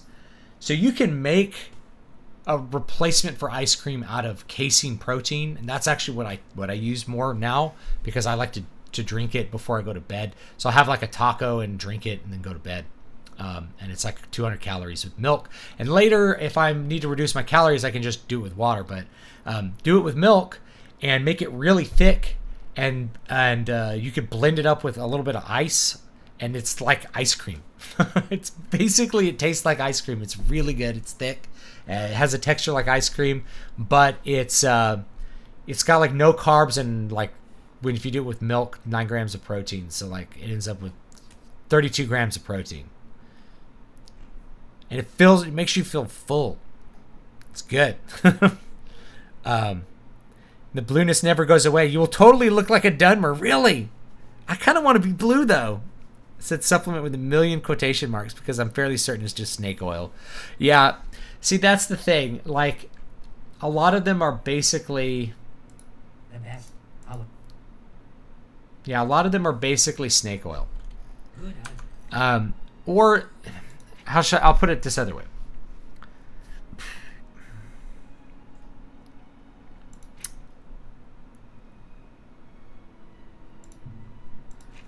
All right, we've got to go to Leowin and find her.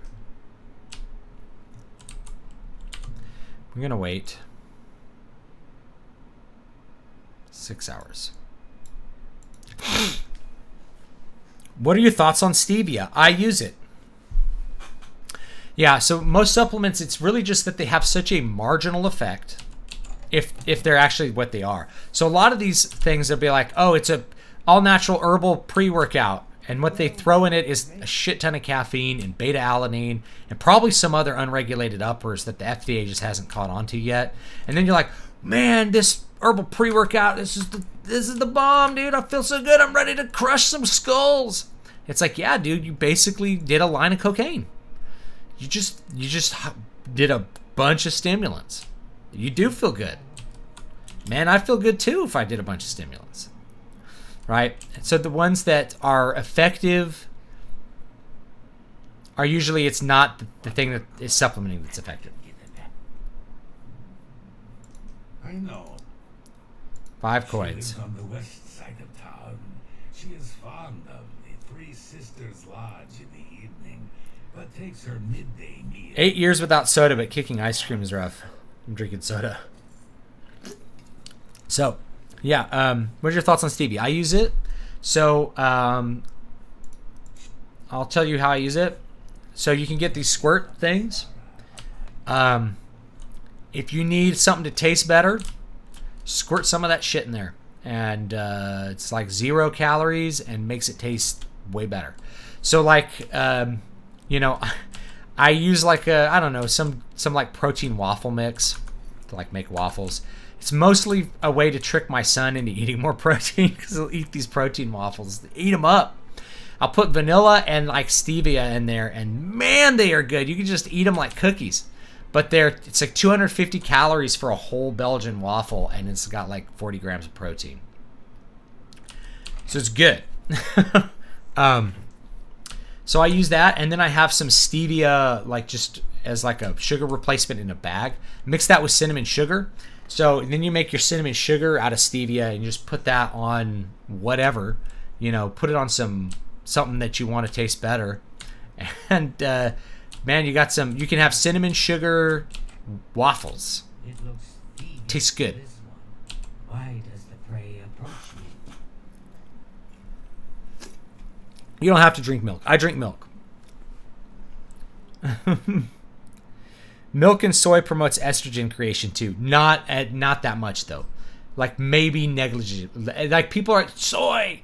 Like it's this thing like soy replicates estrogen, and they came out with this like burger that was made of soy, and it raises your estrogen. And everyone thought it raised your estrogen 10 times more than it actually did.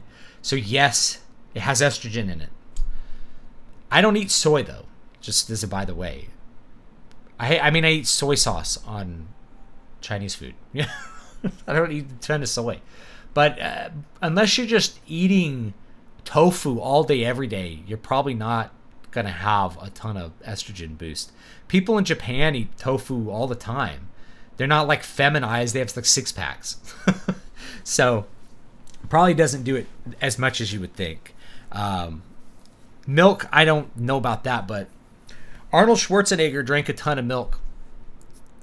Of course he did steroids too, so there you go. Whatever. Milk's been a staple of my people for over 1,000 years. I'm Dutch. We ain't giving up milk. Milk and butter, we got to have milk and butter. If there's no milk and butter, we got a problem. If our house doesn't have milk and butter, something's wrong. Let's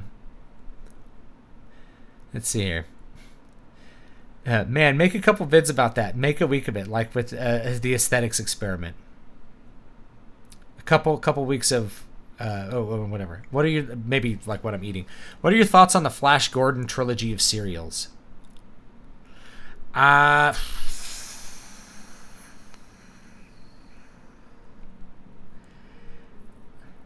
I'm remembering like the old Flash Gordon like shows. I don't know if I haven't watched any Flash Gordon in such a long time, or like read anything with it. I'd have to think about it. Yes, a filthy Argonian stole my precious ring. It was a gift from my mate. It has... I did this quest a few weeks ago. I will pay well. Oh, there's a secret passage through the dungeon or the kitchen that leads up to the bedroom level of the castle. This will help you get past guards. Yes, I think you're right. I think this is the one where we find out about the vampire. There's like a vampire or something. Stupid guild rules. Do you drink skim milk? Yes, I drink non-fat milk. Less than human and much less than Khajiit. If you must spare him, at least make... Yeah, you got to have some fats. I mean, this is something I realized this week because I was like, I kind of needed to up my fat because I was having digestive issues because of it. But yeah, you got to have some fat. there's a bunch of vitamins you actually can't absorb unless they're in fat, I guess. So it's good. Soy is not the enemy. For example, it's in optimum nutrition whey protein. You need to consume a shit ton to screw up your hormones. That one's blocked right now because it says you didn't even cuss. You put the little asterisk there. But yeah, I read it for you, Coping. I appreciate that, Coping Doomer. Is it true soy gives men bitch tits? That's also an urban myth. I think that's an urban myth. Gynecomastia happens from much higher estrogen levels than soy. You know, like, you just have to eat so much for it to have an effect. I think it's way overblown. But you know, also, like, nobody's sitting around eating, like, ridiculous amounts of soy all day. People are eating, maybe there's a little soy here, a little soy there. They're not eating 100 pounds of tofu. I'm going to get all my protein from just tofu. That sounds like it's not healthy on its own. How fattening is butter? It's calories. Calories are fattening, and I'm not a fitness YouTuber, so like you can go. There's a million guys who are way better at diet than I am, so you can confirm this with them. I might know that. But if you are eating more calories than you take in, you will gain fat. It doesn't matter what those calories are.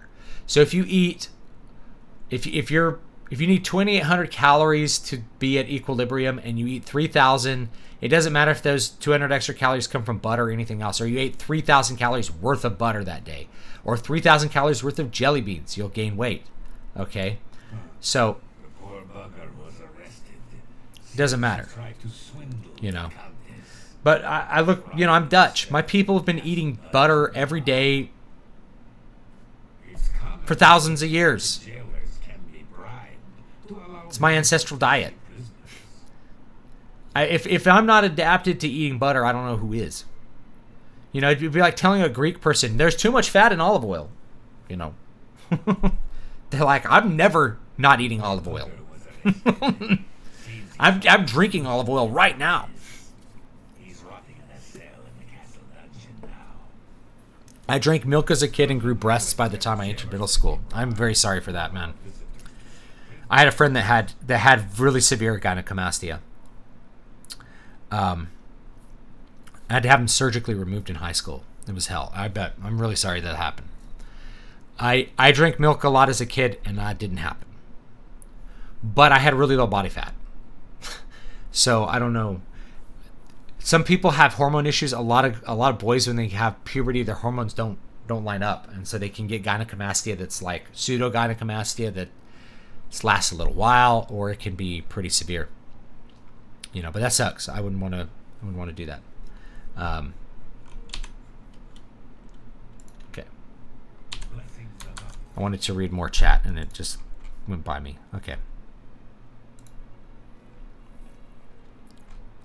Oh, I wrote that about making a week of when you were talking about your ice cream and waffles recipe. Yeah, I can just. I'm gonna do a day. Like here's a day of what I eat, and then you know, we can do 2 months later. This is what this diet produced, and I know it. I've done this before, so I'm doing it even better now.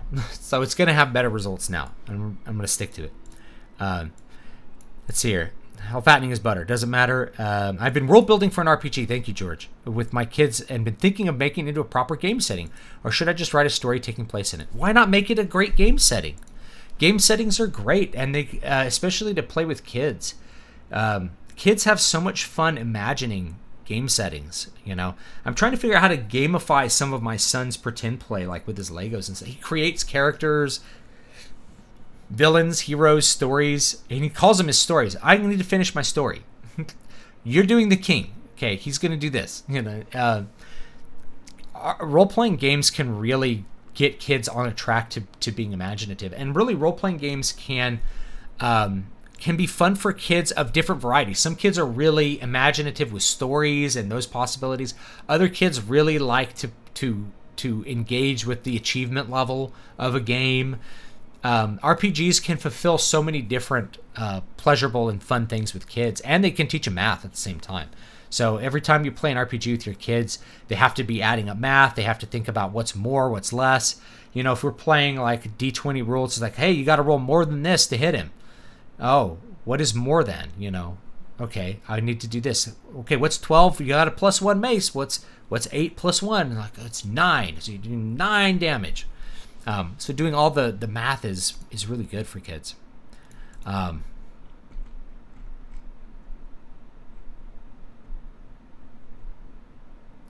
One retired guy grows tits and suddenly soy ruined for an entire generation.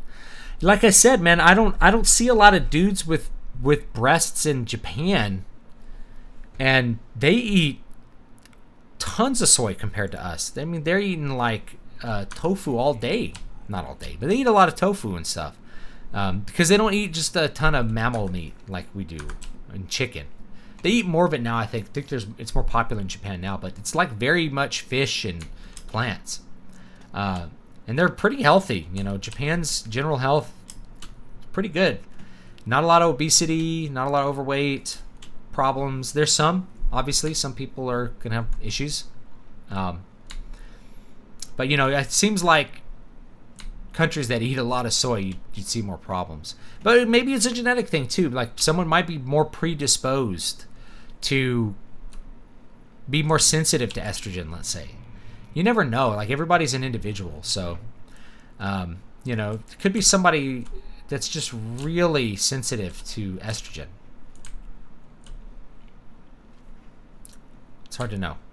Or your body, like you may have some kind of hormonal imbalance where your body's making too much estrogen and too much test, you know, and it just kind of gets aromatized into it.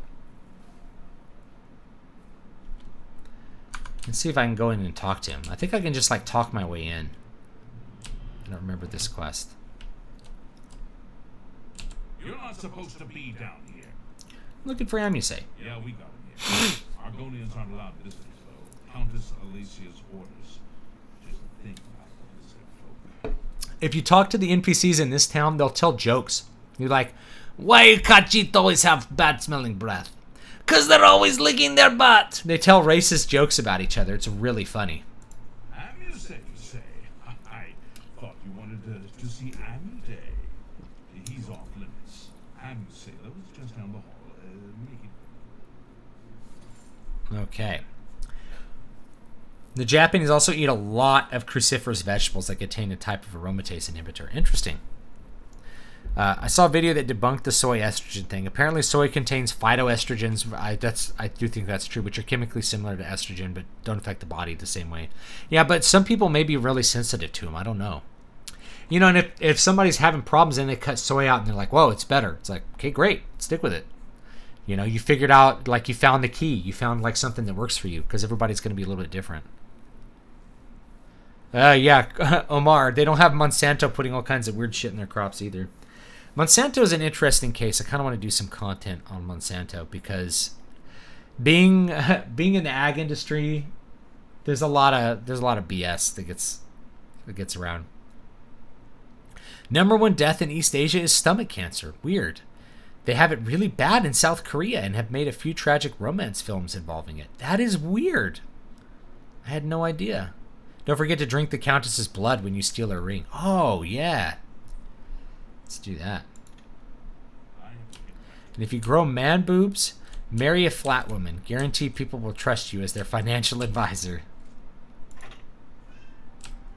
Oh, he's going to let me in. I don't need to pick the lock. He's just going to let me in.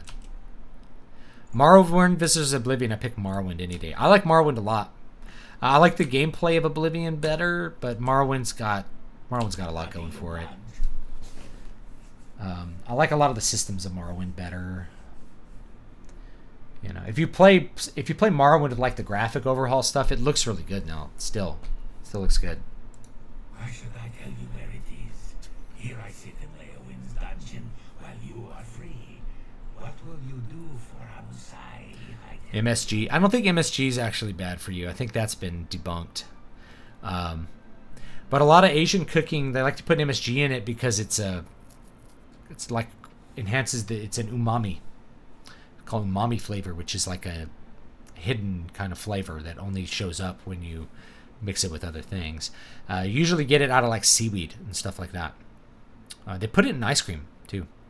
I'll give him a lockpick. I'll put in a good word for you. What if I give you a lockpick?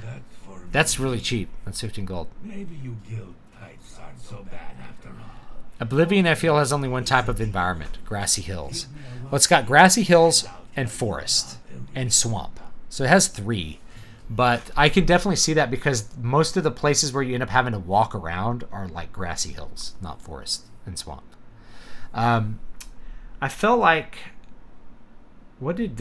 you know what? Skyrim had a pretty big variety. There's like snowy mountains. There's like water, snow. There's like swamps. It's pretty good. Skyrim had a lot of good varieties. Morrowind had a lot of good varieties too. Sunlit freedom. I like Morrowind Yes, a lot. I stole that ring from a Daiji. When I In was there's actually a thing that makes Morrowind better in ways that people don't realize, and that's that it's not voiced over. he showed me an There's way more to Alessia stuff that had to be in Morrowind, like way more words. You can learn so much more about the setting in Morrowind compared to Oblivion because not everything's voiced over. It's sometimes big blocks of text that you can read. There's in some ways a better RPG experience by having it not be voiced because you can have more information out of the NPCs, which I think is a benefit most people don't think about. And it's the same thing with Skyrim. Everything's voiced, so you don't get quite the like amount of NPC interaction that you got with in Morrowind.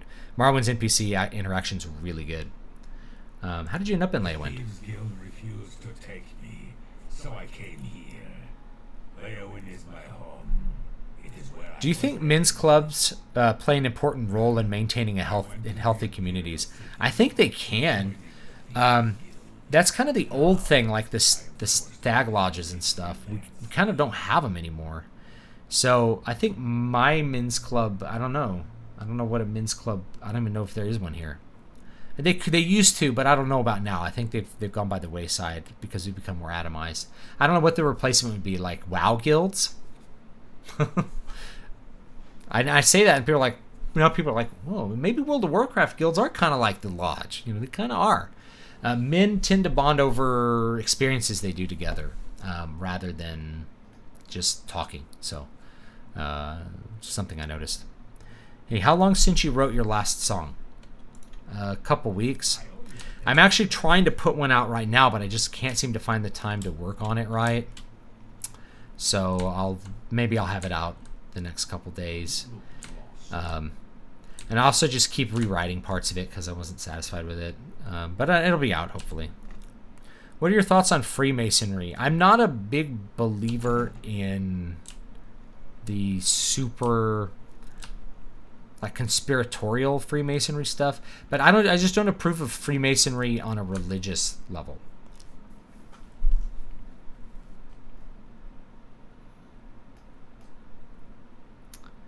They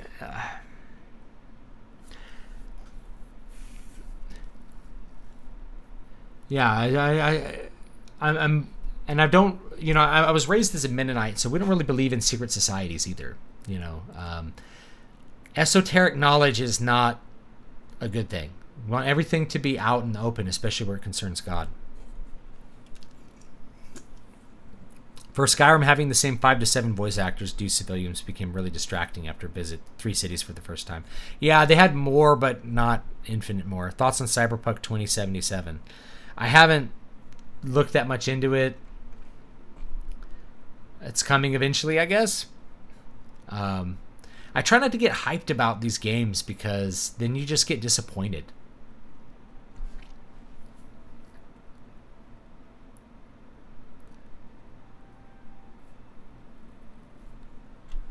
Okay. Yeah, you just end up getting disappointed. Oh, this is the girl who gives you a quest. She gives you a quest to like go save her friend Ravindra or something like that, or avenge her death. I don't really remember. I think you can actually talk to the Countess and she'll tell you she keeps her jewelry in a certain time and place. And we could figure out about this secret passage. Is that the jail? That's the dungeon. Alright. I think I'm going to talk to the Countess because she talks about how she puts her jewelry away. Kind of gives you a hint. Let's hang out for about 8 hours. And hopefully I'm not too vampiric and she'll talk to me. 99 red pills go by. Some dosh for good bloke. Thank you. Thank you for the £5. 5 quid. 5 quid. Oh.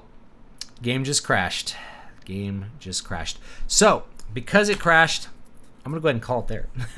Because I'm over time anyway. But I do appreciate that. I appreciate you guys coming out and chatting with me. Hopefully you will have a good evening, and I'll pick this up next time because I'm a little over time. I just kind of felt like talking a lot more about stuff. I'm going to make another video on like what I learned from Dan Bilzerian. Because I think that could just be its own little video. Dan's kind of in the news right now. I think a lot of people who don't know Dan, they're going to think Dan's like horrible. It's like, man, that guy's a phony asshole. It's like, he's actually very nice guy if you actually know him. Pretty much very generous with his money, generous with his time with other people for the most part. But does like cultivate this external image where he really wants to be famous and he's trying to buy his fame. It's kind of an interesting thing. All right, guys. Thank you. I do appreciate it. What's up? Newest books. Keys to Prolific Creativity. If you want some of my advice and experiences on developing a good creative process that you can maintain for a long time and produce good, high output, high quality stuff. Newest fiction book is Tyrant's Gallow. Boom. This is where they go to Pirate Island. It's book 2, so you should start with City of Silver and then do this one. A lot of fun, a little bit longer, and I'm hoping I'll get book 3 out this year. It's already written. I just have to do some more extensive editing because it's a pretty early book that I wrote. So that just means I have to do more of the rewriting that I talked crap on just because I wasn't totally on top of it. More stuff that has to be fixed just means it takes longer to do. So thanks, guys, and I will see you all next time.